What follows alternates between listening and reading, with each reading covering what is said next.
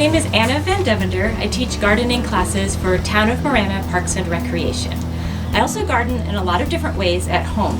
Today I'm going to share with you some ways that you can garden with whatever materials you already have at home. Let's start with pots.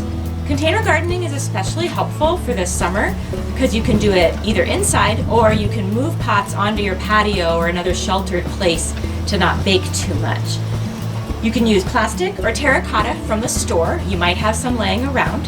You can repurpose things that you already have. You might have some fabric storage boxes. Those work well because they have good drainage through the fabric. A plastic bowl can work if you just drill holes in the bottom of it for drainage. You can also upcycle your trash. Instead of throwing away a milk carton, you can turn it into a pot. I planted these basil seeds about 2 months ago in this propagation pot made from a milk carton.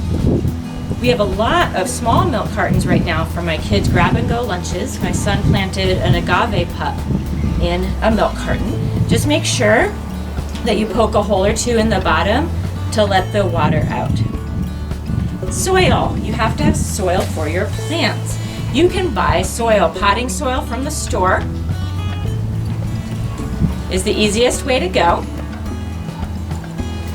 You can make soil. My worms in my worm bin help me make compost to recycle kitchen scraps. So there is some completed soil as well as some bits of newspaper and seeds that will just keep decomposing. Our native soil is easiest to get because you can just dig it up from your yard, but it is hard to grow in. So stick with succulents or native shrubs if you can, if all you have is native soil. Now, where to get your plants? If you have seeds, great. These are some summer varieties that you can try right now. Basil, green beans, cucumbers, or sunflowers. There are others. Look for warm season plants and make sure to give them lots of water. You might have some extra plants in your yard. I dug up a small penstemon that had sprouted from a parent plant that made lots of seeds.